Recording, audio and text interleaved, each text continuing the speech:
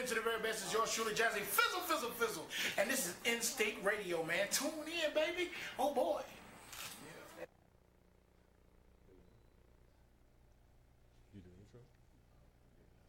Okay. What's going on, Facebook? What's going on, Instinct Radio Land? Welcome to Let's Talk About It Live with Jeffrey L. Miller. Tonight, we are pleased and graced, blessed to have the incredible Karri Turner with us tonight. Hi, everybody. Thank you for having me. Let's go ahead and pull the mic a little closer to you. Can you hear me? Yes. Okay. How you doing? I'm good. It's been a crazy day, but I'm good. I'm excited to be able to end my day with you. Wonderful. And I thank you so much again for coming here and joining us. Listen, we got some real exciting stuff to talk about tonight, but we got a couple of traditions. One tradition is we always start out talking to the single people. Now, this segment is called Close Your Mouth and Listen. You ask some questions. I give you some answers from a man's point of view. Now, ladies and gentlemen, I got two reasons each why the habitually single man and the habitually single woman might be single. Now, this ain't going to fit everybody out there, so if it doesn't fit you, please don't put your foot in this shoe. Don't put it in the Timberland or the stiletto. But just in case it does fit, I want you to put your foot in both shoes and walk around in it because you're going to learn something right now. Ladies, you're first. Okay. All right, so ladies, you might be single because of your uncontrollable mouth. Uncontrollable mouth. Yikes. Now, ladies, understand what I'm saying. If a man does something and he upsets you, if that man doesn't treat you right, if that man isn't doing what he's supposed to do, of course you're supposed to say something. Of course you're supposed to speak up. Of course you're supposed to make it known and make your feelings known because your feelings are worthy of respect in the relationship. When you get an uncontrollable mouth, it doesn't matter what he does. You just want to go off. He could come home 5 minutes late and the bridge on I-85 caught fire and collapsed. He's 5 minutes late because of that, and you're still mad. He could come home on time, and you're still mad because he came home too early. He interrupted your time. What I'm saying to you, ladies, is this. There's a point in conversation where communication is critical. Everything can't be an explosion. Everything can't be a tirade. If the man does you wrong, communicate your feelings effectively. You're more likely to get a positive response out of that. Karri, how you feel about that? I think that you could be right. You could be right about a little bit of it. We do need to control our mouth. We do need to watch, our tone in which we speak and when we do that. There are some times where it is important to do so because sometimes y'all need a little push. Absolutely. Yeah, I need a little push. But I agree. I do think that, we definitely have to be careful with that. We know that there is life and death in the power of the tongue. Absolutely. And so being more mindful about how we use it will definitely make things a lot better. I agree. And ladies, I want y'all to hear that was a woman giving you some wise words now. Y'all better listen. But I'm working on it, y'all. That's all right. See, we all fall short. So as long as you're working on it, that's what matters. All right, fellas, don't think I'm letting you off the hook. You are not off the hook, fellas. Good. I want you to understand one of the reasons why you are probably single is because you don't have a firm understanding of submission. Yikes. You do not have a firm understanding of what it means and what it actually is. See, submission is a gift that you are given after putting in the work, after establishing the trust, after building that bond, showing that you actually have it. She doesn't have to worry about that because you got it. That's when submission comes into play. Submission isn't something you get just because you show up and you a man. No. A woman is supposed to test you out to make sure you're worthy of her submission. Submission is an awesome responsibility because it means that you are in charge of taking care of everything for that woman. Now that everything might look different couple to couple. Sure. It might look different woman to woman. But submission ain't her cooking for you every day. Submission ain't her putting up with your mouth every day with nothing to say. That's not submission. Submission is her giving you the gift of her trust. Absolutely. All right, Karri, how you feel about that? No, I couldn't agree more. I do, I think the key thing is that submission is accompanied by responsibility. And so any man that wants to have a woman submitted to her should be able to carry the weight of that responsibility. Absolutely. Because you are responsible, not just, I think a lot of times we talk about responsibility in terms of paying the bills and, responsibilities of, all of these, the car and, all of the stuff that we typically believe a man is responsible for in typical roles. Yes. But, it's not just that. He is responsible for ensuring that she develops into who God has called her to be. He's responsible for the weight of her call. Absolutely. He's responsible for the anointing on her life, where God wants her to go and, just all of these things. So there is a physical and a spiritual component to submission that is, that you don't run to it unless you are prepared for it. Absolutely. You know what I mean? So it's not something that you are requesting. I don't know anybody that just chases it when they understand the real weight of it. So I think that you are absolutely right. Awesome responsibility to have. And it's an honor when you get it. Oh, absolutely. Don't waste it, because when you get it, you have her full and unfettered trust. Absolutely. Best place to be in. Absolutely. Now, ladies, y'all know I'm finna get deep on y'all. I can't get all deep on the brothers and not get deep on y'all. Ladies, I promise you now. You are single because you are manifesting your list. I'm going to say it again. You are single because you're manifesting your list. Your list of height requirements, of income requirements, of all these things that you have on that list. You're getting all of that. The thing that you're not manifesting is the man that feeds what your soul needs. You keep drawing that list to you, and it's not what your soul needs. And you keep getting this man who has all this criteria and all these qualifications that look good on the outside. But when you get on the inside, there is no compatibility. There is no spiritual nourishment. There's nothing fulfilling about the relationship. And you wonder why it didn't work out, because you got what you wrote down on that list. That's what you wanted. You never manifested what you need. What you need is some soul food from that brother. Not that list, some soul food. So I need you ladies to be careful about that list, because it will pull exactly what you write down and what you want to you. That might be what you want, but not what you need. I think that's good. It's excellent. I agree. So can I say two things? Absolutely. The first thing, I want to go back real quick. I just want to add that we don't submit to boyfriends. We don't. We submit to husbands. We submit. Say that again. Say that again. We submit to boyfriends. Yes. We submit to people who have made a decision to be in covenant relationship with us. So I just want to add that. Yes. As it relates to the list, I think that you're absolutely right. Now, is it okay to have standards? Is it okay to have certain desires for things that we want? Absolutely. But what it is not okay to do is allow those lists to be governed by superficial things that we want. Do you understand what I mean? Absolutely. And so, I would say, allow God to lead you in terms of your discernment, in terms of the things that you desire and the things that you want. We all want somebody that look good to us. You know what I'm saying? I feel like if you ought to be happy looking across the table from me, I ought to be happy looking across the table from you. Absolutely. So there might be some things that we ultimately desire, but we have to find out what is most important to us. Do you know what I mean? Absolutely. And those should be the deepest things. What is his character like? Is he a man of God? What type of father is he, or what type of father would he be? The things that ultimately matter are the things that we have to focus our attention on. So you're absolutely right. Sometimes we need to go back and reevaluate those lists. Some of us need to throw the list away. Burn it. And or we need to make sure that we are what we have asked for on the list. Absolutely. I told you it was going to be hot tonight. You cannot ask for anything that you are not prepared to give. So you need to be the list before you can ask for the list. The thing that's really even just as dynamic as everything you said is you can expect to receive all those things that you want. Sure. And then when you get it, you're not prepared for it. Now. So if you're asking for something, be prepared prepared, because it could end up in your lap and you're just true. not ready for it. Yeah. Excellent conversation. Now, fellas, I'm going to wrap up with you on this one. This is one that I have to bring to your attention, fellas. You are still holding on to the pain of the first person that broke your heart. This could be somebody from high school, somebody from college. It could be somebody from preschool. What I need you to do, men, is I need you to do the emotional work, invest in yourself, and let that stuff go. Yes. Because no woman wants a man who's been hurt one time and he's scared to give to her. You could be trying to love her at 25%. She's giving you 100%. First of all, that's not fair. But second of all, she is going to get tired of feeling you being emotionally unavailable.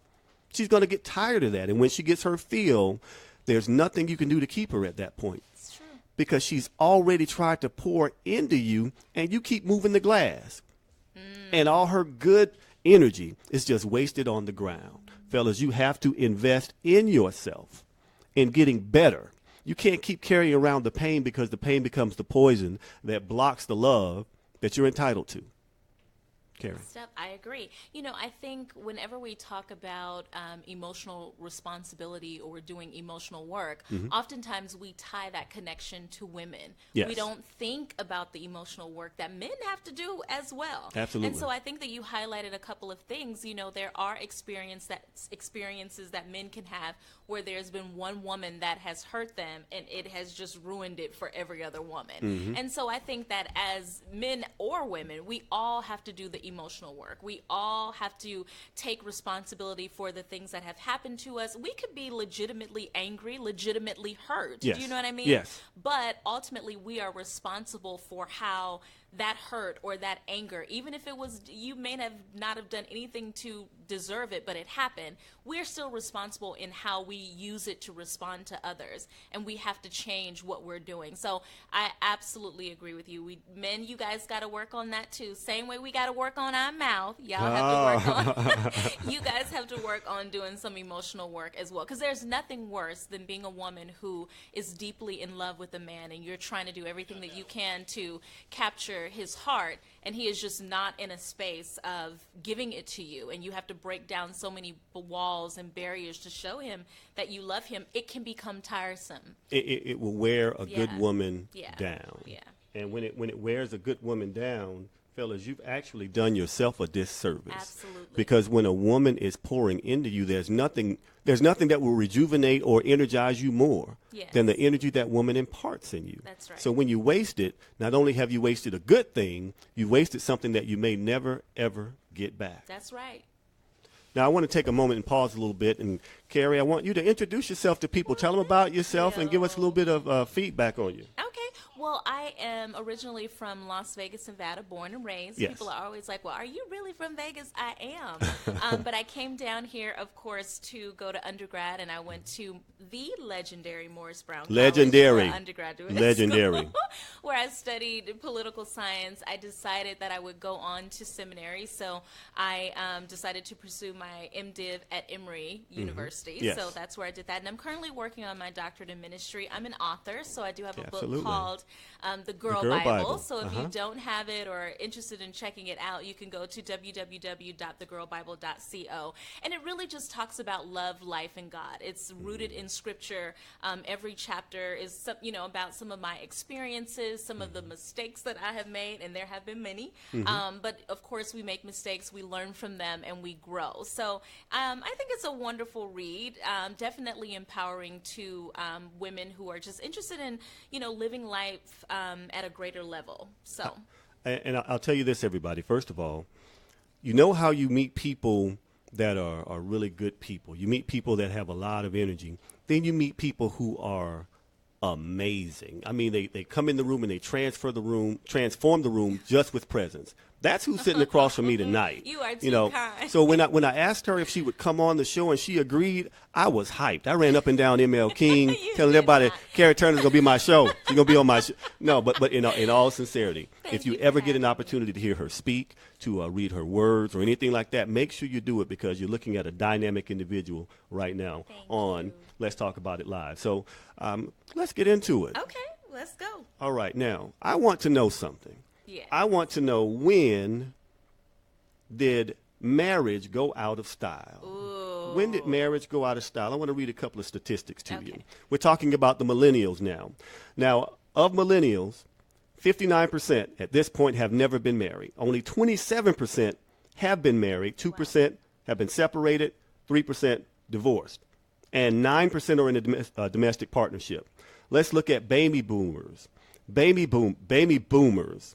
10% are single and never married. 10% of baby boomers married. 65% of baby boomers are married. 3% of baby boomers are separated. Wow.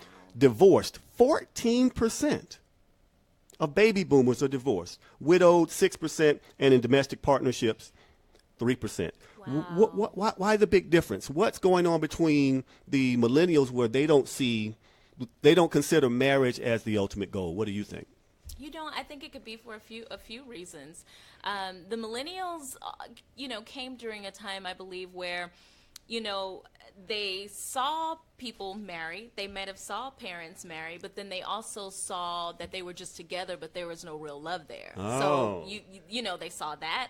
I think they also saw broken homes. I think they also saw instances where many of them were raised by single parents. And so the construct of marriage, if that's not something that you've grown up with or you've necessarily seen, there might not be an honor for you to look at it in a certain perspective, because it's just not been your reality. Okay. So when it's not been your reality, it's not to say that you cannot adopt that, but it just might not be something that you see of value, particularly if you've been raised in a single parent household. You feel like you made it okay. Mama or daddy didn't have anybody, and so that's just what you see. But we also know, I'll just say this, and I don't think it's every millennial, but we live in a time where every single thing is disposable. It's disposable. We quit so easily.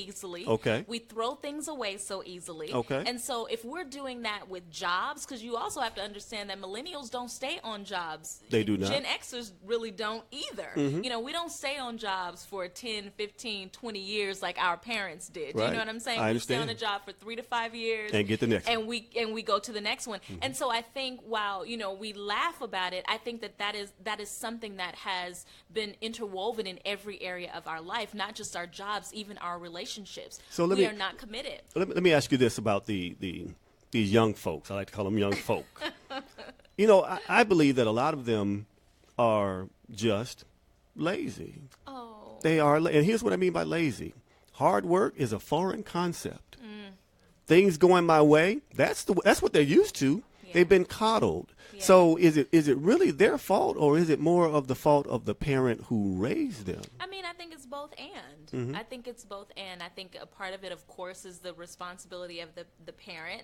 I was listening to someone, I can't remember the pastor's name that I was listening to, but he was talking about millennials, and he was saying that we have a generation now where there's no trophy. Everybody gets a prize. Do you know what I'm saying? Yes, I do. So there's no honor, he was saying, amongst this generation of working hard for one person to win. Everybody wins. So It's even just if a recognition. you don't, it's just a recognition. So even if you don't put in the work, you win. I don't think that all of them are lazy, because I know quite a few millennials that are out really getting it. They're doing some major things in the world that's impacting the world in a great way. They lazy. But we also understand that there are some that, that just are. And I think it just comes from maybe parenting. I don't know. I don't want to say. Parenting. Call it like it is.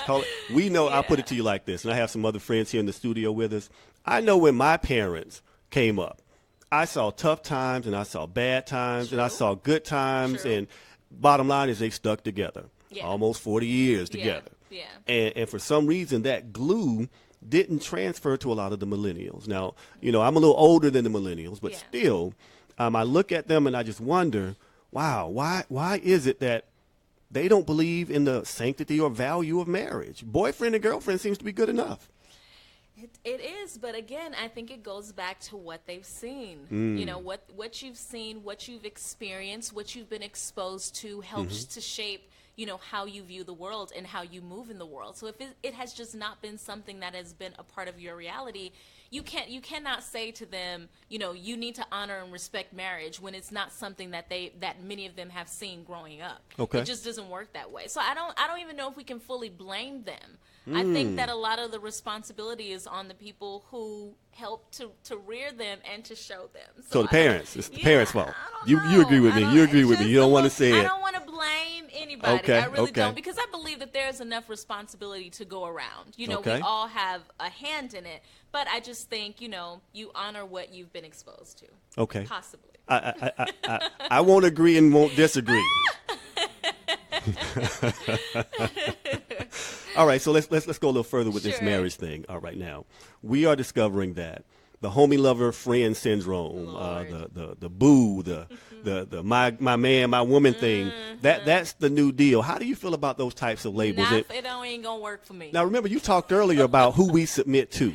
That's right. Now, you have a lot of women out here right now. They meet a guy, and at the 3rd month, they are giving him husband treatment. Yeah. Husband treatment, 3rd Yeah. month in. What do you Yeah. think about that? I mean, we've all done it. I can't sit here and say that I've always been perfect in that area. I think oftentimes when you care and you love someone, your natural thing is to want to give them the very best of who you are. And sometimes with that, we forget that there are boundaries and parameters that we should not cross in order to do that. Yes. I also will say this, while I am not currently married, I am a wife. Do you understand what I'm saying? I don't understand. Let me tell you what I mean. Yes. The Bible says that he who finds a wife finds a good thing. It didn't say that after they are married that she becomes a wife. She is a wife when he finds her. Okay. Now let me explain what I'm saying. I know it. So there are things in the inside of me that are naturally help because I am a wife. Okay. But does that mean that I'm supposed to just give those things away? Absolutely not.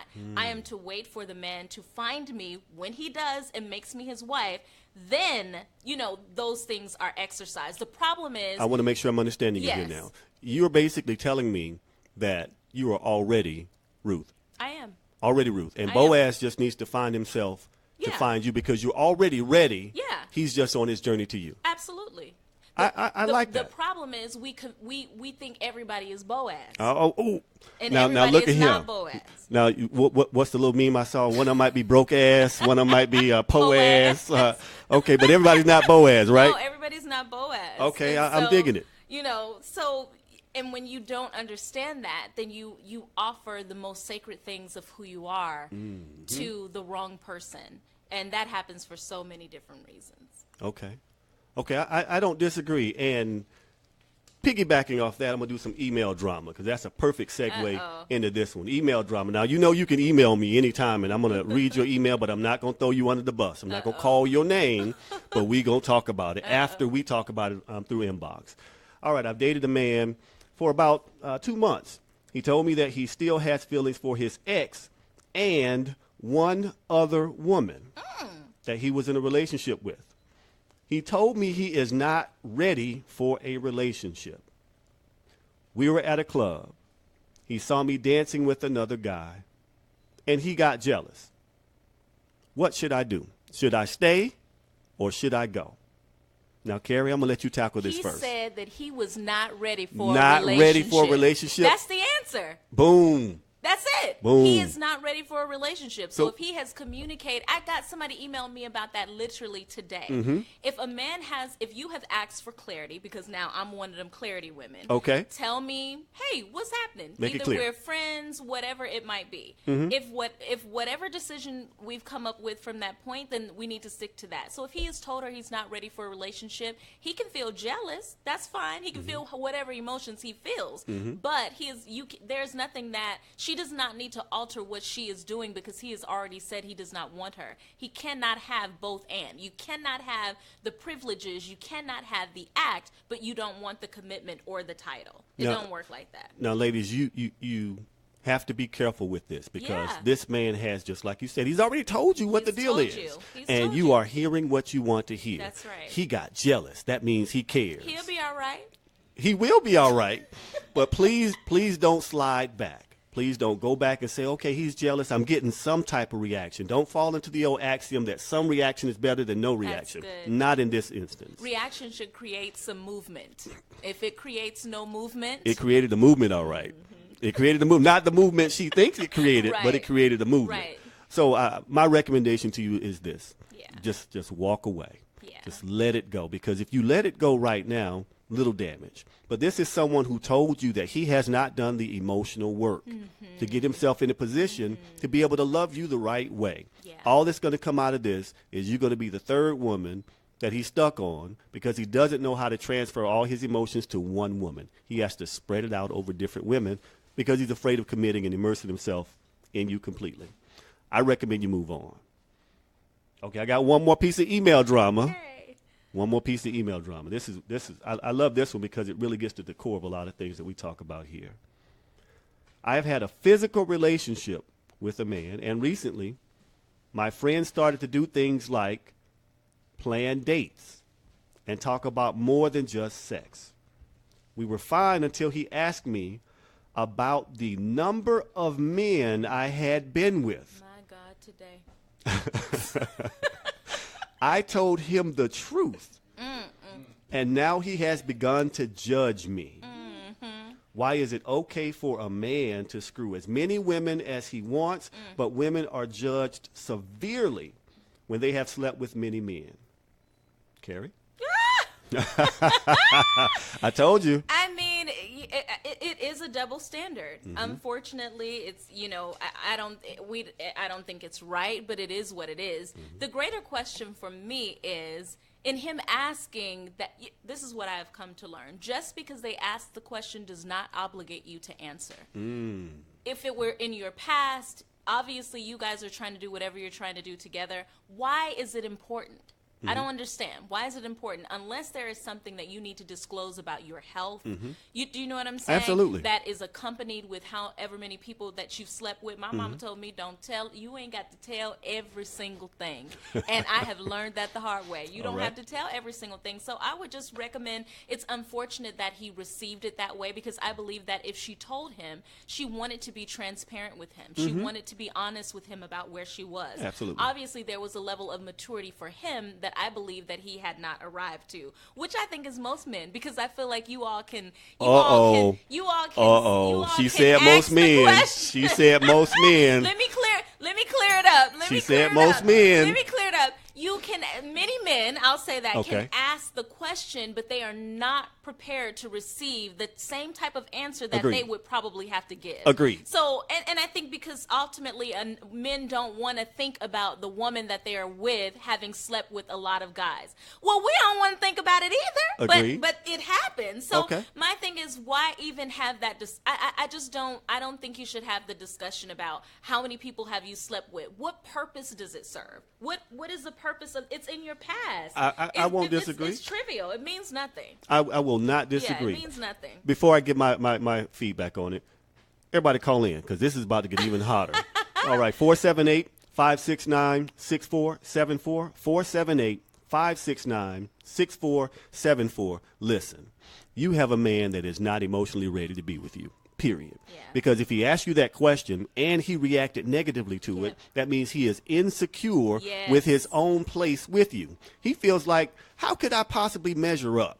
What he has to recognize, if you begin to go from just somebody that's just doing the physical thing and you are beginning to consider more with him, he is in the driver's seat. He's the only person that can mess that up if he's not focused on being the right man for you, because of how he took exactly what you said.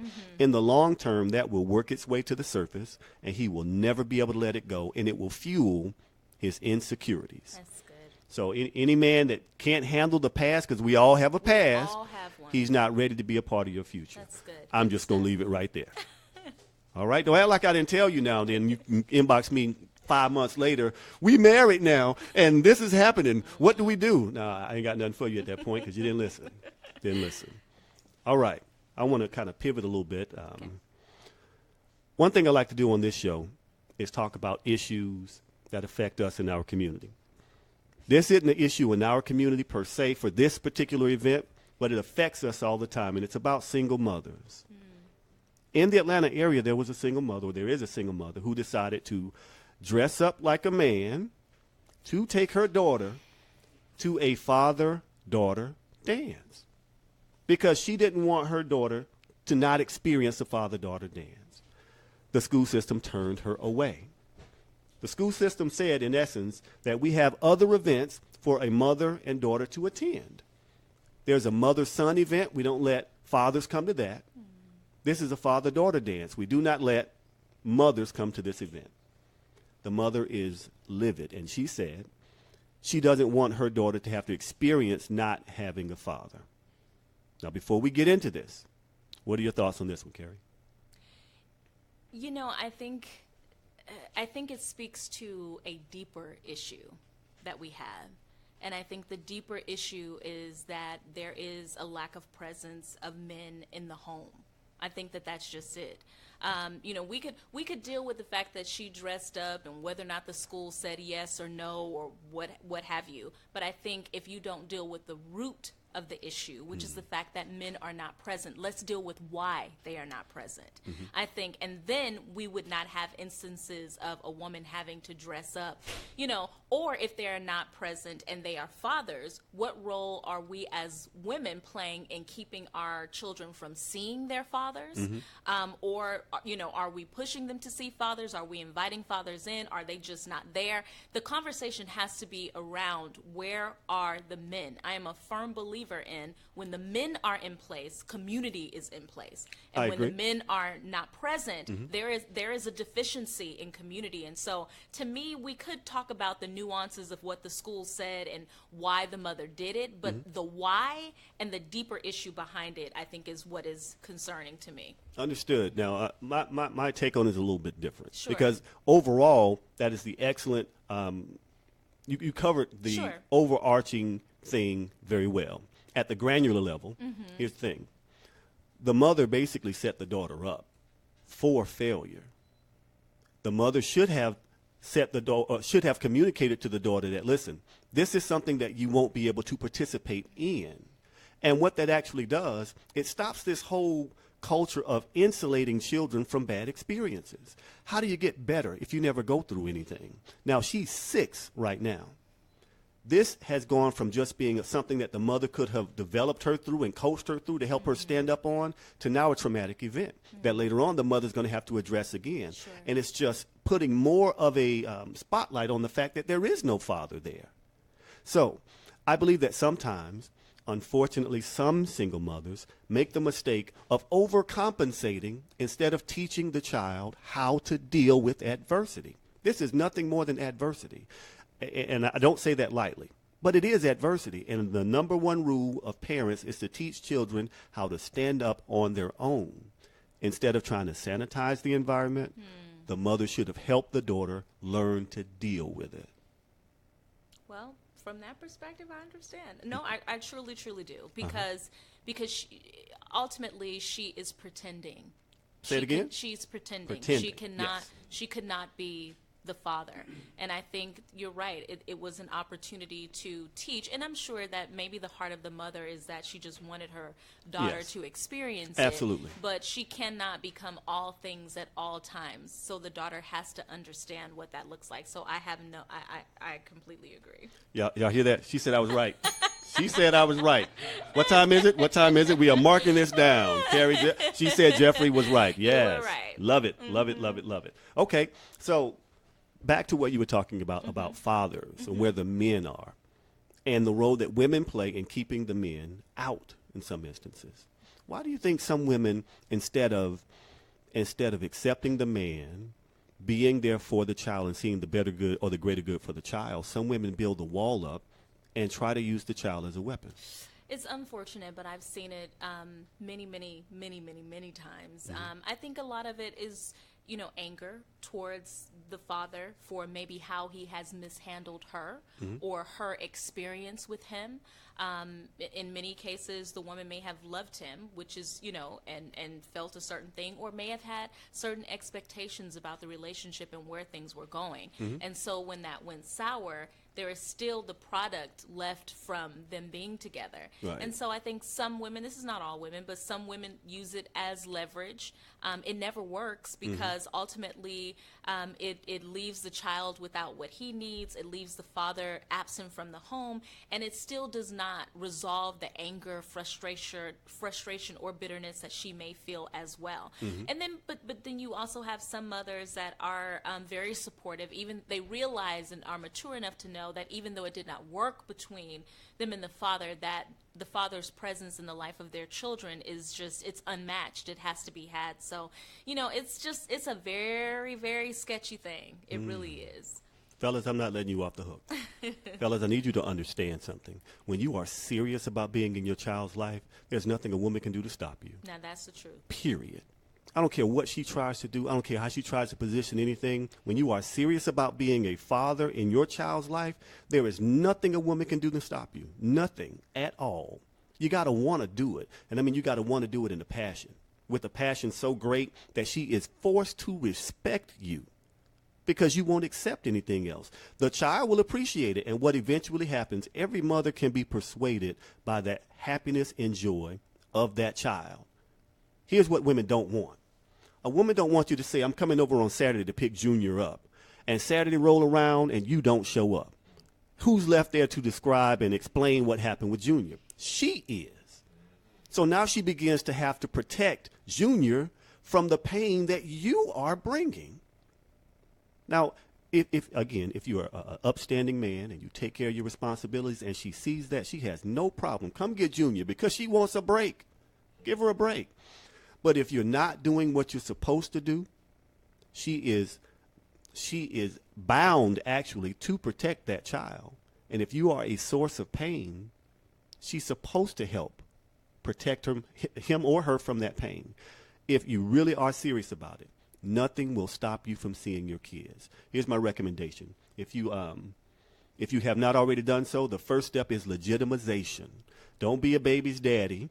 Don't have no paperwork with your name on it showing that you are the father of this child. You go get legitimized in the eyes of the courts, and that guarantees your parental rights. That's the first thing that you do. There's a cost associated with it. Don't look at it as a cost. It's an investment because now you got paperwork that says I'm entitled to have my child these days. That's the first thing you do. The second thing you do is you do exactly what you know you're supposed to do. You show up and you are there for the child. Those two things right there, there's no substitute for it. Nothing. And you know what will happen with that woman? Eventually, she will fall in line. And she won't stop it. She'll let the child enjoy that time with you. And you'll build a great relationship with her as well through the child. That's all she really wants. Thoughts? Just, men, it may not be easy. It may not be an easy road. And like you say, sometimes the courts have to be involved. You have to, take a very legitimate route. And for many men, they feel like the courts are not in their favor when it comes to, custody of children or child support and all of those different things. I would just, right on the back of what you say and just continue to be resilient. Your child at the end of the day has to be more important than any obstacle, than any loop you have to jump through in order to get the rights that you deserve to have. And so I would just say persevere. Absolutely. Also definitely be prayerful in the process and, trust that it will work out for the good. But it may not be easy, but nothing, we know this, nothing in life that's worth having is. And Absolutely. so just be mindful of that. All right. Here's the number one more time, 478-569-6474, 478-569-6474. From Facebook, Curtis Jones says, I got 2 sons. They cool, no kids, pants don't sag. They are disciplined. You got to spank them while they're young. It's real simple, man. Curtis, I don't disagree with you. And that's, again, to your point. When the men are in the community has this discipline. Because when we men show up, it just straightens things out. Now, not that y'all can't do it, but there's a different type of energy we bring. I have an example for you. In South Africa, there are 2 preserves, gaming preserves, where they protect endangered species. They had the African bull elephant that they were protecting that started to get overcrowded. So they decided to try to move them to a different preserve. The male elephants were too large. They would strap a harness around them and fly them out by helicopter. So they only moved the women and children, the female and baby elephants, to this other preserve. The young male elephants started killing white rhinoceroses. Like a gang, they would just go and bully them and just kill them, crush them. And nobody knew what was going on until they flew in some of the male elephants. Wow. When the male elephants got there, the young bull elephants towed the line. They stopped killing. They stopped running around crazy because the men showed up. Their presence allowed the young men to have a fine example, and they followed it. I say this to you. Men, when we come into play, there is nothing that our community can't do, period. There is nothing our community can't do. And the part that I really, really am proud of is seeing my son starting to develop from young boy to making man decisions. I like to see some of his friends doing the same thing because it makes me hopeful about this generation that's coming up. Absolutely. At one point, I was real worried I'm seeing some strong young men with some strong ideas, strong energy, who are respectful. Yes. The pants still sag just a little bit too much for me. I ain't gonna hold it against them. But I think this generation of men that's coming up, I think what they have in mind is the right type of stuff. They're looking to correct and move the community forward. Sure. They're looking to be involved. Sure. And that makes me really, really hopeful. Yeah. Really hopeful. Yeah. Now, ladies, sometimes y'all got to sit down. We want to. We want to sit down. I hear you. I promise you we do. I hear you. Listen here, we want to sit down. Mm. But when you have been programmed to make it happen because you cannot sit down, it is something that you have to come out of, and you Sure. have to trust that it's going to be okay when you do. We're not just out here slaving because that's what we want to do. Shush. We want to rest. I But don't we deny gotta it. know that it's, we have to know that it's okay. So I understand, though. I understand. All right, so listen. What I want to do, I have a couple of more topics, and then I'd like to bring on the couple that we're going to spotlight tonight. One thing we're going to do on this show as well, we're going to talk about single folks, but then we're going to talk to married people, married Awesome. people that have found a way to make it work, Yes. married people that have been through it and they're still standing. When I say through it, it could be some of anything. But the main point of it is that we just don't talk about being single on this show. We're not going to be arguing with each other and going back and forth. What we're going to do is we're going to make sure that we understand and communicate and talk to each other. Yeah. All right, so that's what we're going to get into real soon. And on the next topic we're going to talk about women being too dominant. Uh-oh. Too dominant. This young lady named Ro Ellery Cutno has these top 10 things that women do that are too dominant. I just want to go over some of the ones that really jumped out at me. The first one says, telling a man what to do is dominant. Another one says, giving a man your opinion instead of accepting his opinion is dominant. Deciding something for a man is dominant. Speaking over a man is dominant. Last one we'll talk about. Pursuing a man is dominant. What do you think? That's about the only one I agree with. No. Oh, my goodness. Wait a minute. Sorry, Miss Elroy. So wait. Let me make So sure. let's go back. Make sure to understand you now. Okay. Telling a man to do something is dominant. You don't think that's dominant? That is dominant. Okay. What about giving a man your opinion instead of accepting his opinion? I think that as a human being, we all have a right to express ourselves. I think it is how we express ourselves that makes the difference. That determines whether or not it's dominant or not. But being able to share what you think, everybody wants to feel heard. So I don't think that in and of itself that's dominant. I think it's how you do it. Okay, what about deciding something for a man? Is that dominant? You cannot decide anything for anybody, not just a man. People have to make decisions. Wait for a minute, wait a themselves. minute now, So- wait a minute. I don't know why she acting. Ladies, y'all I'm know, not. I'm just that y'all saying. will go through and I want you to wear this, I want you to wear this. Or we going here, we do. You ladies, you know you do that. Okay, but don't you try to act like y'all don't say that as well? Because we'll We say, don't well, say what that. can we do? And y'all say, well, you go plan it, you figure it out, you fix it up. So That's different. You know, That's different. It could vary. Now, if we just said, I don't care what you think, you doing X, Y, and Z, then no, you don't do that. That's Okay. dominant. All right, But got it. sometimes it's okay to make decisions. Okay, all right. What about this one? Publicly correcting your man. Oh, you don't do that. Y'all saw that now. You saw how quickly she reacted. Now, Oh, no. now I had a discussion with some people on Facebook about this, and they didn't see a problem with Oh, it. no. It was like, wait a minute. You know, if he act up on me out here, I need to correct him right there. No. Both of you need to calm down and wait till you get home. Yeah. And discuss whatever you got to discuss behind closed doors. And I'm not even talking about arguments. I'm talking about even small things. Mm. Like if he says a word incorrectly or something happens, you just wait till you get home. You don't correct. I need it. y'all to hear that right there. No. There's a term that I've coined. This is Jeffrey's term. If you use it, I need a quarter every time you use it. I call it female arrogance. And it's where the successful, intelligent woman tries to correct and control everything. I'll say correct, not just control. Correct every little thing that the man does because it gives her a sense of superiority. So if the man uses a word in the improper text, she'll correct him. It's like you're talking to a child almost. Now, I'm not saying every woman does this. I'm saying that there are some women out there who are very, very intelligent, very smart, that suffer from female arrogance, and they feel like they have to correct everything that the man does. Now, I like the look on your face. I'm ready for your feedback. Go. Well, I hear you. I think that there is a way to correct in love, because we also have to remember that I'm a reflection of him and he is a reflection of me. So I don't want my man saying words incorrectly. Now, if he just doesn't know, then I feel like it should be okay to say, well, baby, this is the word, but not in a way where he feels like it is oppressive or you're trying to make him feel like he is not smart. So I'm not saying that, but I do think if I say something wrong, I'm going to want him to tell me the proper way to enunciate a word, for example.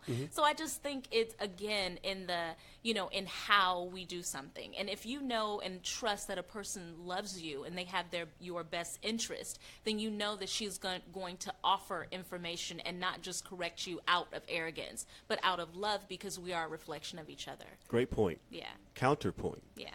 There are some things that may not be important to us. Sure. Now, if I say secular phone, but I mean cellular phone. And you can't say secular now, look, phone. secular phone is a real phone back in the day in South Georgia. It's a secular phone, not a cell phone.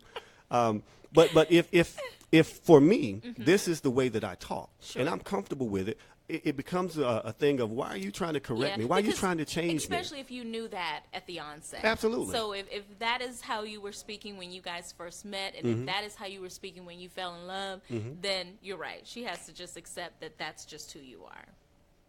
She said, I'm right again. I'm on a roll. I'm on a roll. What time is it? Yes, we are on a roll. Love it, love it, love it, love it. Okay, good deal. Now, here's one that I wanted to talk about. It says, talking louder than the quietest man in the room is dominant. Talking louder than the quietest man in the room is dominant. What? Boy, y'all should have seen the look she just made. What? It's like, who? What? Jigga, what? I don't even have an answer for that. No answer for that one? No, I don't. One thing that I did with this list is I flipped the list around. I said, ladies, what if the man was doing these things to you? How would you feel if the man gave you his opinion and expected it to be honored and respected, but didn't want to hear your opinion? Almost to a letter. No. Yeah. No. Yeah. So when I say there's this thing of female arrogance, Sure. that's what I mean. Sure. Sometimes women want to be heard, but they don't want to listen.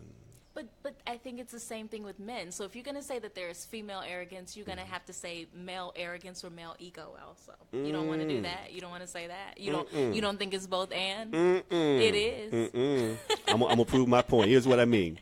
Now, when I was growing up, I think I'm just a little bit older than you. Not much. But when I was growing up, the stories that I read in school, it talked about the big brother. Sure. My big brother's coming to protect me. Yeah. That was the little sister. Yeah. When my kids grew up, the stories were the smarter younger sister, or the smarter sister, Yeah. and the dumb brother. Oh, no. Now, you can watch TV.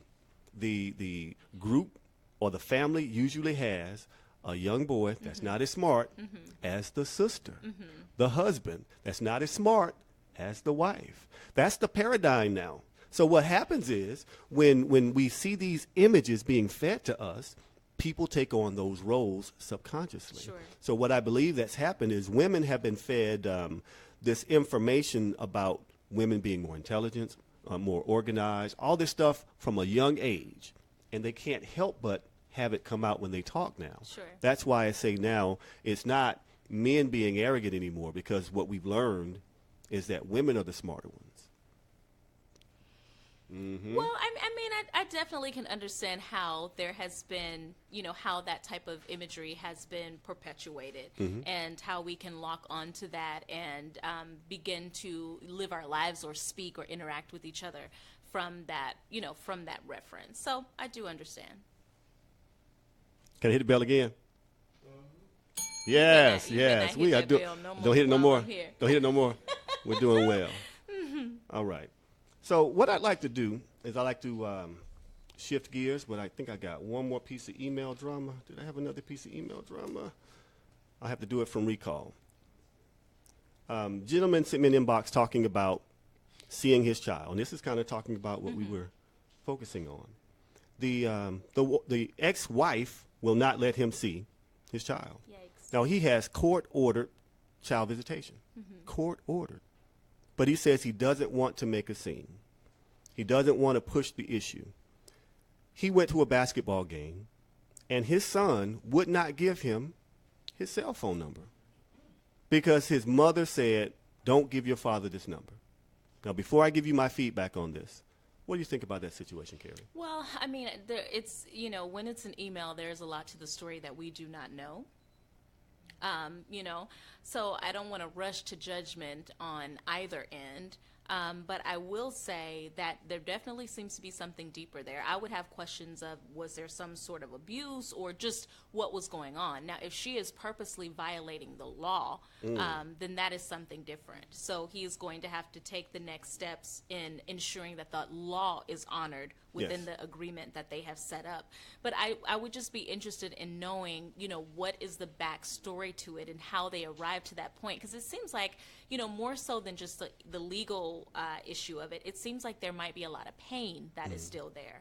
And I think if that pain continues to go, you know, depending on the age of the son, continues to go unaddressed, then, you know, you just have a long journey of having to sometimes I think that we make it a lot harder than what it has to be when we have not addressed the internal stuff with it. So it seems like a lot of pain in that situation for me. I agree. Now, whenever I get an inbox, and this is to anybody that wants to inbox me, or call in tonight, 478-569-6474, 478-569-6474. I always ask questions, and one question I asked, was there any physical abuse? Did you abuse her or anything like that?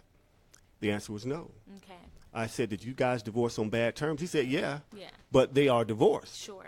So I asked him, have you ever been able to see him at all? He said, yeah, but then when she started dating again, it seems like she's trying to make this new guy the father. Sure. So with that background, does that give you a little bit of a different opinion or no? I think it's the same. But I will say that if a legal agreement has been put in place for how custody should go, how visitation should go, he does have a right to see his son. Absolutely. And so I think that, you know, that just may be the route that he has to take in terms of really putting something going back to ensure that that is honored and that that is enforced. So for him to say, you know, he doesn't want to ruffle any feathers, I get it, but it's either do you want to ruffle feathers or do you really want to see your child? So maybe there is a way where some counseling can be involved for all of them. I just hate the dynamic of the situation. It's really unfortunate because even if he does begin to see the child, which I pray and hope that that's the case, and maybe mom becomes a little bit more flexible, even if that does not happen, the son can still feel what is going on between him and his parents. Absolutely. Any child would think that it would be odd to not be able to give his telephone number out to his father. Do you know what I mean? Absolutely. So it's just, you know, a lot of dynamics around it that just seem very rooted in pain and lots of hurt and a little dysfunction. When it comes to my kids, I am a feather ruffler. Yeah. I wish my ex-wife would try to tell me I couldn't see my kids when I'm supposed to have them. No, no. This is a point where basically you man up. Yeah. You man up and you expect to receive what you have in writing. Sure. You're not being disrespectful. You're not being mean. You're just exerting your parental rights. And you should do that. Yeah. There's a point where men just have to stand up. This is one of those instances where you don't take this lightly. You stand up. You don't have to be mean, rude, or nasty. You can stick to the facts and get the results that you want. Don't inbox me. Don't inbox me. Not about something like this. You go and get what you're supposed to get. It's in writing. Right now, she is in contempt. Bottom line, I'm not saying be nasty. Again, I'm just saying make sure you do what you're supposed to do and be the man that you should be in this instance right here. What I want to do right here is take a little bit of a break where we can bring our couple in, and we'll be able to get to the next segment. This segment is called Y'all Still Together. Big old question mark. Y'all still together. So we're going to get on that. I want you guys to give us a call, 478-569-6474 while we reset. Again, 478-569-6474. It's Let's Talk About It Live with Jeffrey L. Miller. In the world, playing all of today's hits. You're listening to Instinct Radio.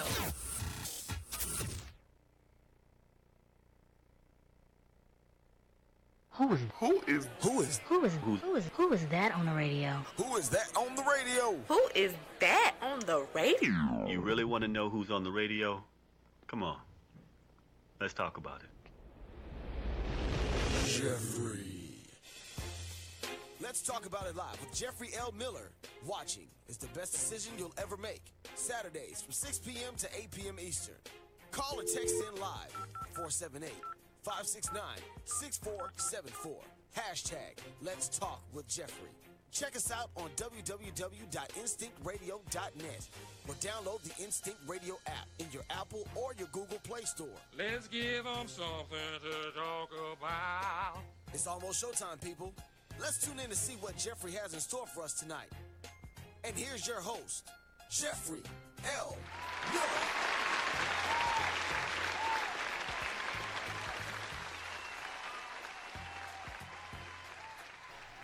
All right, we are back. We are back. I'd like to take this opportunity, first of all, to acknowledge a couple of really good friends of mine. Lorenzo Moore and Mia Moore. I absolutely know them. I've known them for quite some time now. But I'll tell you, they're one of those couples that just sets the bar really, really high. Generational couples, you have a strong mother, strong father, and you end up being strong mothers and strong fathers, and that's what we're experiencing. So this segment is called Y'all Still Together. What we're going to talk about now is the marriage experience. We're going to talk about, what they've done to stick and stay together. I'd like, first of all, Lorenzo, if you don't mind introducing yourself, sir. I'm Lorenzo Moore, band director at Redan High School in Stone Mountain, Georgia. Wonderful. And Mia, please. I'm Mia Moore, and I teach computer science at Clark Atlanta University. Okay. Now, this is another thing right here. We got two educators. Two educators. These are people who are educating our children. So when they have a stable relationship, they're imparting some of that energy to our children. Mm-hmm. This is important to the community. So what I like to ask right here, my first question is, how did y'all meet and how did y'all get together? We met in the band. Oh, marching band. At Morris Brown College. Morris Brown College, boy. We build generational wealth here. That's what we do. Okay. So, all right, now who spoke to whom first? I spoke to Mia first. Okay, tell us about it. Well, we were doing a parade, and she just kept looking back at me. I was drum major at the time. And so I noticed her, and I said to my friend Kelly, I said, who's that young lady keeps staring at us? He said, no, she's looking at you. And so after the parade, I asked her, I said, do you like what you see? And she said, yes, I do. I am not mad at you. I am not mad at you. I have a different version. Okay, all right. Mia, tell us how you guys met. Well, I noticed Lorenzo before he noticed me, and I had not ever been in the band or anything like that, and I noticed him in the parking lot of the band room, and I just noticed how he carried himself, and so that's what brought my attention to him. He was just different than anyone else. So rather than saying anything to him, I just would always observe him. And I know that he saw me watching him. Okay. So sometimes you don't have to say words to speak. Okay. Sometimes you don't have to say a thing. All right, not a problem. So, all right, now, what I want to understand now is how you went from looking at each other and just barely talking to each other to the courtship phase. What happened? How did it develop? Actually, if she wanted to go out and see the city, because she was from Columbus, Georgia, she wasn't used to downtown Atlanta. Wait a minute, you can't talk about Columbus. I'm from Columbus too now. You can't talk about Columbus. All right, go ahead, sir. And so we just went on a tour of the city and went down to the AT&T building and did a little walking and a little talking, and I was like the tour guide. Oh, okay. Yeah, and I got her something to eat and took her back to her dorm at a nice hour. All right. Because actually, I had been on campus at Morris Brown since August, and my mother told me, do not get in the car with anyone. He's the only person I got in the car with, and that was like in October. So I had been on campus all of that time. I had not been anywhere if I could not walk. So I walked downtown, wherever I needed to go. So I hadn't been in the car with anybody. So I was terrified of being in the car with him. Boy, strong mothers don't play. Strong mothers, you ain't even got to be home. That strong mother, boy, that keeps you in check. Sir. All right, so Mia, tell me about that first date when you were on tour, downtown. How did it make you feel? Well, it made me feel really nice because he was just always a gentleman, and that's what I really liked about him. And he just was just being very courteous as always, and so that's what I liked. Okay, good deal. Now, Lorenzo, listen. There was a whole lot of competition going on for Mia's heart. I know it was. Tell me how you were able to win her over. What did you do? I was consistent as far as being nice to her. I would offer to take her out to dinner because she was going to bed at night, sometimes hungry. Oh. She would drink a tall glass of water and go to bed, and she mentioned that to me one night. I said, no, we can't let that happen anymore. So I would drive home to Decatur, drive back to Morris Brown, and get her a plate from my mom. My mom had some good cooking going on at the time. Okay, all right. And that won her over right there. Oh, okay. So you brought the food. Yes, sir. And that set him apart right there. You know what he did? What did he do? He took me to church. Oh, okay. He invited me to church, and he was a musician, and so he would always play at different churches for different events, and he would always take me along, and I really liked that. Okay, good deal. Good deal. So it wasn't just the food. It was the spiritual food, too. The spiritual food. Look, it was not the food. Okay. Oh, well, she said it was not the food. I knew how to live on water. I had done it Yes, for months. you did. I had done it for months. All right. Nothing wrong with that. All right. So Mia, now, sometimes women have that insight where you get to see things long term where, we might see something and we just see it for what it is, but you see the machinations behind it. When did you start to see Lorenzo have some potential for some long term type of, deal here? This could really go somewhere. When I first saw him. It's absolute truth. I have my best friend. When I first saw Lorenzo, I told her, I said, this is going to be my husband. I had never even spoken to him before. It was just the way he carried himself. He was different from anyone else. He was just much more mature. Of course, we were all in college, all young, but he just didn't act like everybody else. He wasn't hanging with everybody. He was very serious about his music. He was very focused. He was always respectful, and he was respected by the adults in the area. Absolutely. Even though he was a young adult, there were more senior adults, and they respected him, and that was just different from anyone else. Understood. Now, personal point of privilege here. I can co-sign with what she's saying because when I got to Morris Brown, one of the people that I modeled myself after was Lorenzo. Because he did stand apart. He was different. I knew people that was drinking and smoking and doing all this stuff. Not Lorenzo. I knew people that were not going to class. That's true. They were sitting on the wall between classes. Not Lorenzo. He was getting his lesson. So I completely understand exactly what you're saying. Now Lorenzo, here's the big one. How did you propose? Her aunt in Columbus was getting married, and I said to me, would you like to get married?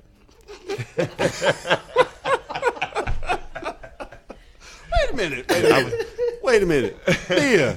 It's true. That's it? But let me tell you the really romantic thing. Where did we actually get engaged, though? Okay. Where did we get engaged? I had a limousine on the side of the dormitory that night. No. We were on SAQ. There's a field there. Yes. And that's where I actually bought him a ring too. Yeah. Wait a minute. So this was on campus? On campus? All right. Now that's that real black love thing right there. That's black love right there. That's what HBCUs do. People don't think about it, but you meet husbands and wives at historically black colleges and universities. That's why they're so vital. Great story. Now, Mia, did you say yes? Of course I said I yes. knew it. And I'm saying yes every day now. How about that? Absolutely. I Continuing to say yes. I understand. All right, so now this is the part where I don't want to pry too much. I just want to kind of speak to a tough time and how you got through it. So whatever you want to talk about, let us know. Well, tough time. The toughest time I can think of is when our daughter passed away, and that was in 2004. We were involved in a head-on collision, and my 9-year-old daughter passed away. The person who caused the accident also passed away, and I survived. And it was just unbelievable because to have everything going so fabulous that day. And then by the end of the day, everything had absolutely changed. And it was just very difficult. And really, if it had not been for the support of my husband and we had 2 other children, I just really don't believe that I would have survived because it was just so difficult. But because the type of person Lorenzo is, he's so loving beyond, and he's so understanding. And our relationship is really rooted in Christ. If we didn't have the Lord, wouldn't be here. Oh, we would not have made it. And it just was a lot of prayer and a lot of patience. He was extremely, very patient with me and just understanding, what I was feeling because it was just horrible. And it took me a minute to deal with it. It happened in June, and so it was summertime. So, the good news concerning that was that he was off, I was off. So we had time to just kind of deal with the emotions and just deal with it.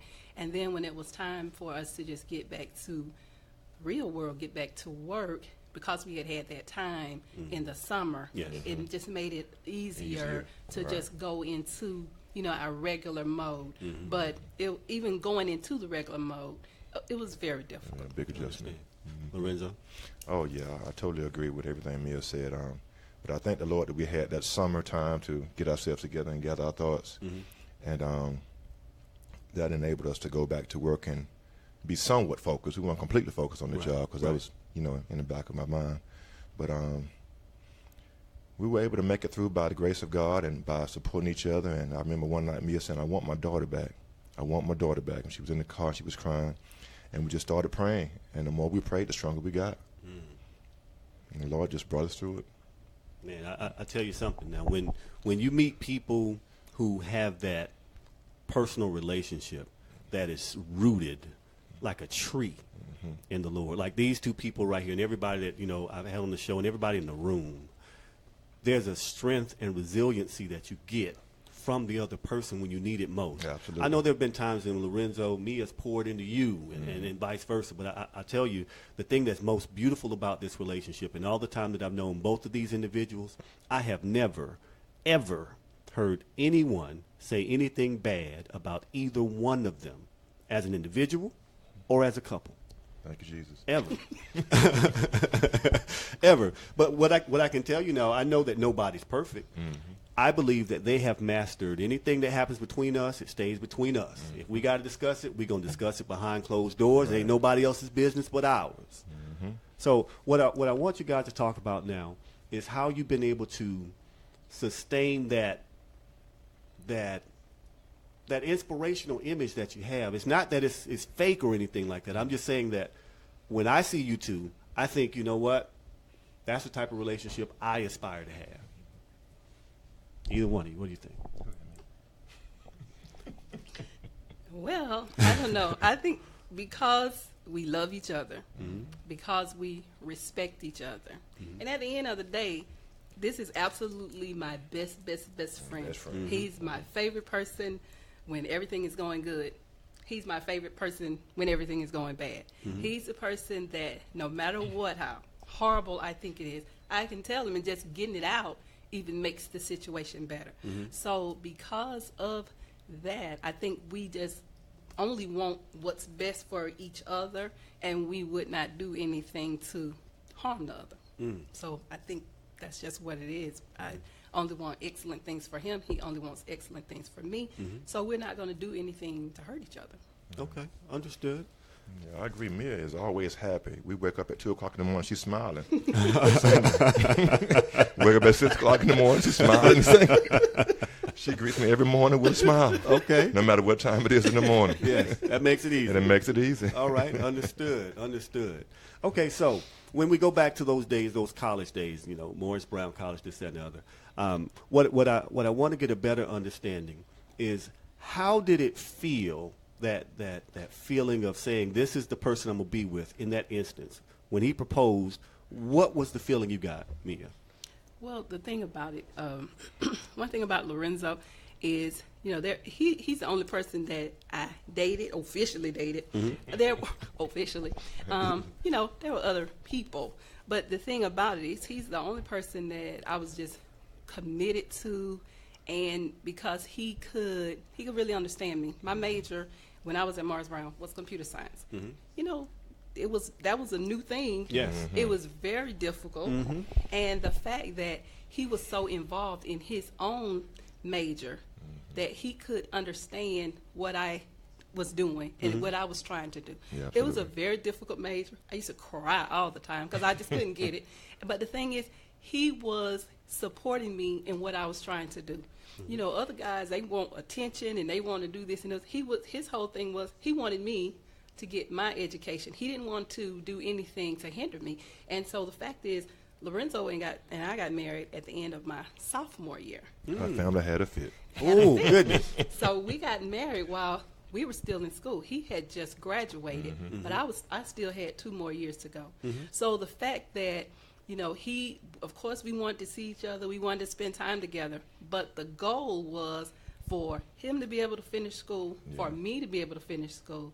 And he wasn't selfish in any way. He wasn't trying to make me put my education to the side. The fact that his interest in me was to help develop me, I knew that, hey, this is the guy right here. Good deal. Good deal. All right, so tell me about the wedding. Oh, well, the wedding was black, gold, and white.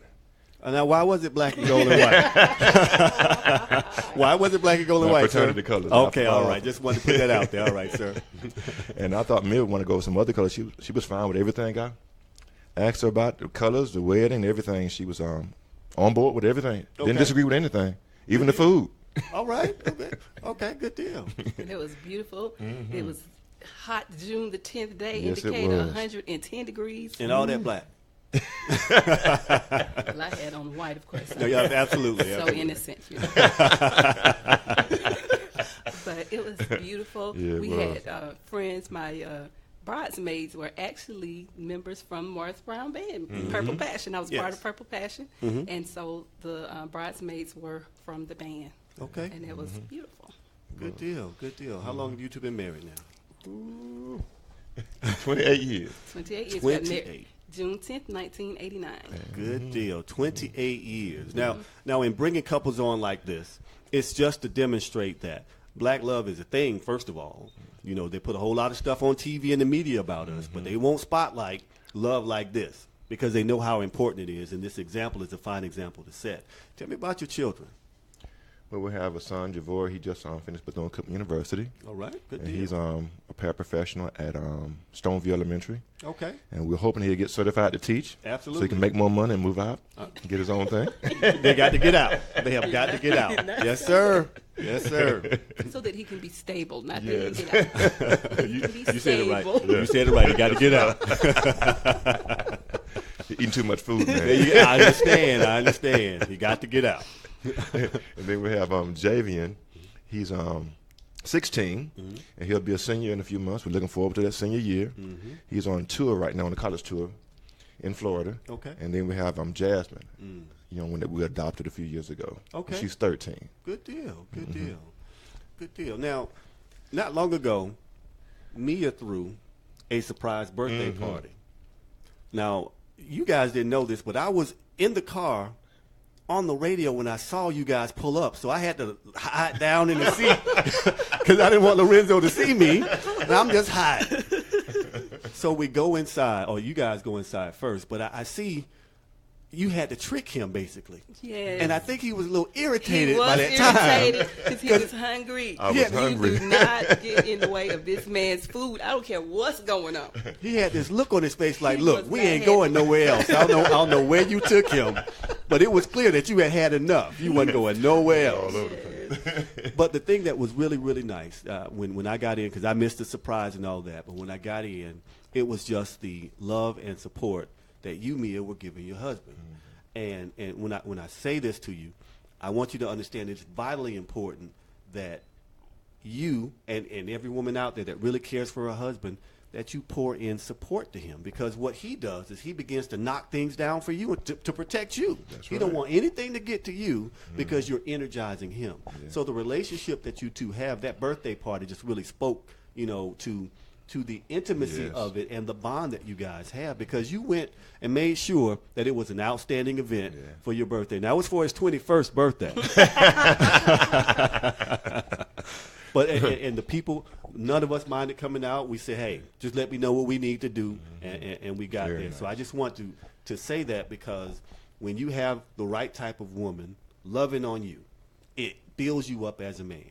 All right, now, Lorenzo, what I need for you to do is describe to the men out there the right way to love and protect your woman. The right way to love and protect your woman. I would say the first thing is to show her respect. Okay. Be compassionate, be understanding. Mm-hmm. Make sure that you demonstrate your love for her each and every day through your words and your deeds, not just with your words, but with your deeds as well. And you protect her by making sure that she has everything she needs to be successful. So you want to make sure she has the money that she needs. She has a good vehicle to drive in. It's going to be safe for her to ride to and from in. And make sure whatever needs she has, you fulfill those needs for her. Whenever she needs it. And nothing should stop you. Nothing should stop you. Nothing stands between you and your woman. Nothing. That's some serious advice right there. I hope y'all recording this. That's some serious advice. All right, now, Mia, tell me, what are the things that you believe that every woman needs to bring to the table to honor and protect and to fuel her husband? I think the first thing is that you have to be honest. And you have to give your whole self. You cannot have secrets. You cannot have a hidden agenda. You have to be honest. You have to present your whole self. And that whole self, whatever it is, good or bad, you got to present that so that your husband just has a full understanding of who you are, what you need, and you have to communicate what you need. You cannot believe that, somebody can just read your mind. You have to communicate that. And just showing respect, just showing love, just showing your availability, and just letting it be clear that, this is the most important person in your life. That's it. Now, both of you answered very clearly, and it was very succinct. It was easily digestible. So that means that they have a real simple formula that's easy. It's repeatable. Really, at the core of it is just respecting each other, respecting your vows, and taking care of each other. I think sometimes what happens, especially in the younger generations, people want the recognition. Yeah. At that birthday party, Mia wasn't looking for any recognition. She wanted you to be happy. That's it. When you just talked about providing for your wife, you didn't say a single thing about you. You talked about the things that you do for her. Right. Make sure, dependable transportation. He said money without sneezing at it. He's just looking for things to make sure that his wife is comfortable. Earlier on the show, before you guys got here, I talked about submission and how men don't have an understanding of the responsibility of submission. And Lorenzo, I think through your actions, you have inspired submission in your wife. Not because you demanded it, but because you inspired her to want to follow you. You saw it before he saw it. Now, I'm gonna give you your props, because you said you saw her looking at you. She said that's not how it happened. Then she came back around and admitted, I was looking at him like he was my husband. That means you was looking at him. There was no mistaking. Kelly co-signed on it. So there was no mistaking. All right, so what I want you to do, if you could give the younger generation, the young men, advice, Lorenzo, what would you say as far as advice for being ready to be a husband for a wife? What advice would you give a young man? I think one word comes to mind: being unselfish. Unselfish. Okay. Yeah, you got to be unselfish. You got to make sure that you're more concerned about making that person happy. And if you make that person happy, they're going to make you happy. So you do whatever it takes. Okay, good deal. I wanted to say something when you said concerning submission. I think that a lot of times, me being a black woman, being raised by a black woman, what you are taught as a black woman from a child, be able to get your own. You need to be an independent woman. You need to be able to, and that's all great and good, but that does not go into marriage. And I must admit, and Lorenzo and I were married 5 years before I realized the error in my ways. Because I was married, had been married 5 years, but I was not being submissive. I was still trying to be an independent woman in a marriage. You can't be independent in a marriage because you're supposed to be a unit, and being submissive is not a horrible thing. To have someone to submit to that you honor enough and who honors you enough that you want to submit to, that's the biggest blessing in the world. To not have to feel like you have to make it on your own and you have to do it on your own. You don't have to do it on your own, and if you're in a right relationship, and that relationship is based on the things it needs to be based upon, then being submissive, that's automatic. It's an honor. I'm digging it. I'm digging it. And I'll tell you this. This is the part that I really like to have a lot of fun with. I know you guys love each other. I know you've been together for a long time. I know that sometimes there's some things that Lorenzo does and there's some things Mia does that you don't like. What are those things that, I know you love them, but sometimes you just don't like them. Mia, tell me the things that Lorenzo does that you love him to death, but sometimes you just don't like them. Well, let me just say this. I have, somewhere in our marriage, I changed his name. Do you remember the show Mr. Belvedere? Uh-huh. Okay, Yeah, with it. Butler. Yes. This is Mr. Belvedere. Okay. You cannot walk in and put something down in the house and come back and expect it to be there. Okay. Lorenzo is extremely spotless. I'm going to say I'm not. I agree. I'm going to say I'm not. Because let me tell you, the difference between us is I'm very focused on what I need to do. Okay. Okay. Yeah. So if I have 20 million things that's going on, I'm trying to get those things checked off. Right. And so what that means, if I put my books here, because I'm being a teacher, I'm studying at all times. Yes. So I come in, I put my things down, I expect my things to be there. I don't need them to be. You got a system. Yes, I have a system. Okay. I know how to find all my stuff. All right. I know what I'm looking for. Now, my husband, on the other hand, he has his own idea about how things should be. So what he does is he thinks he's helping me by rearranging. Just trying to organize, that's all. But his order and my order are not the same. Okay. So he has a great habit of moving my stuff and putting it in a place that he thinks is A better. nice, neat stack on the side. that's Nice, all. neat stack on the So side. that's one Mr. Belvedereism. Another thing, on one occasion, he loves to dust. I don't dust. Let me tell you, growing up in Columbus, Georgia, Yes. with my grandmother, Yes. Saturday was the dust day. So we could not leave out of the house. I mean, on Saturdays, the whole day was devoted to cleaning and dusting. And if it was not done correctly, you didn't do anything, you did it all over again. The Rizzo believes in dusting. I do not. So one morning, it was like 2 o'clock in the morning. He had some pledge spraying. That's some pledge. It 2 wasn't o'clock in the 2 o'clock. morning. Yes, it was. He's spraying it on the headboard at 2 a.m. dusting. Wait. It was Not 6 o'clock in the not the morning. coffee table, but the The headboard headboard. where you were sleeping. I was asleep. It was 6 o'clock in the morning. It wasn't 2 in 2 the o'clock in It the was 2 morning. o'clock in the morning. So that's it. Okay. I know. He loves to clean, so and I love to not. So that I know I do it Okay. in my timing. Yes, Okay. yes. My timing is when I work every day from sun up literally to the next sun up. Oh, wow. Literally, because I do a lot of stuff.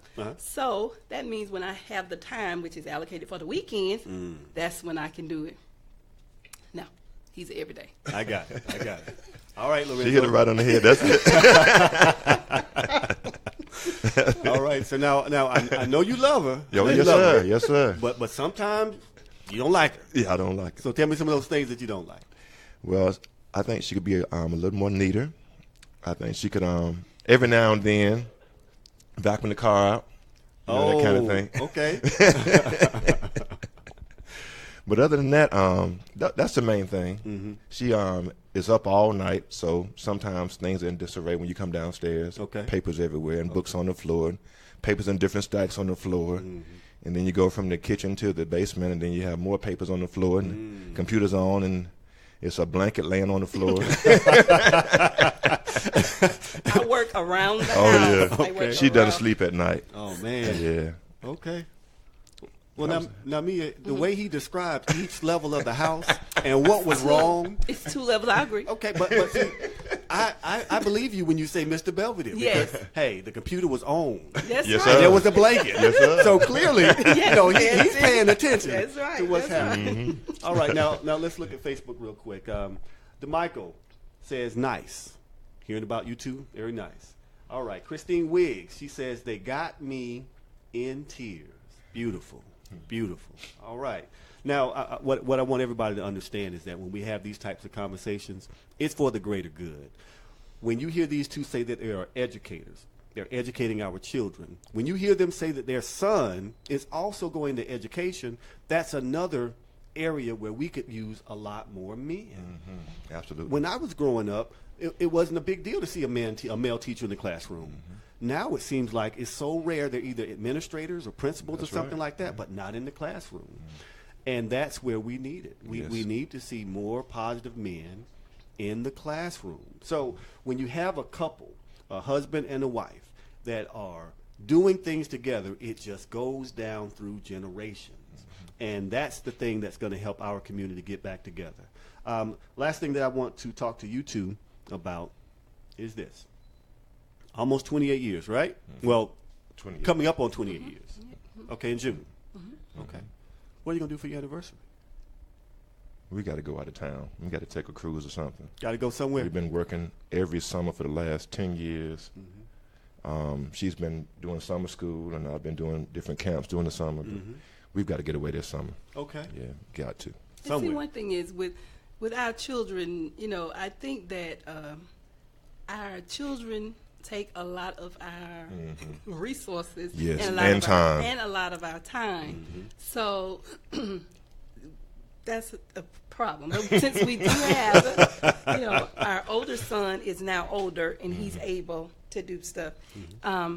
Our middle son he's getting older and he is now going to be able to do, like he's going to be getting his license in the next 2 weeks. Mm. So that's going to help. So that's going to help us and free us up to be able to do more things for each other.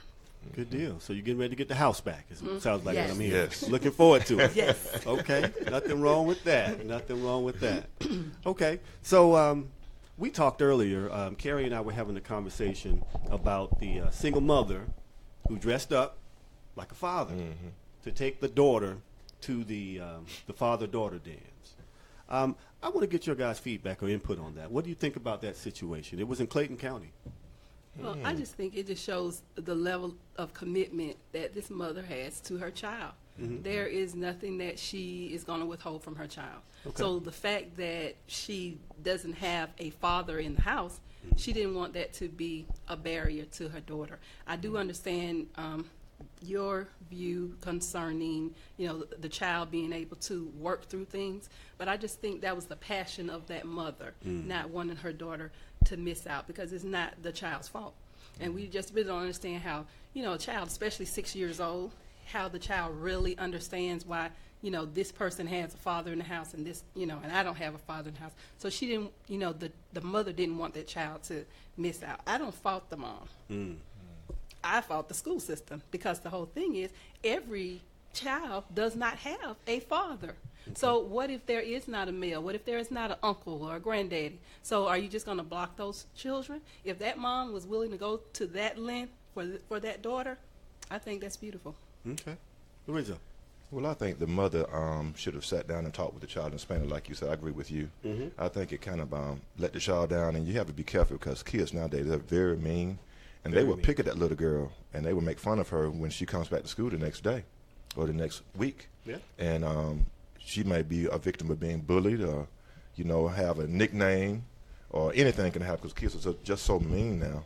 And I think the mother should just sat down and explain the whole situation to her and just told her, well, hey, we need to take a different route because I don't want to give you, I don't want to be pretentious.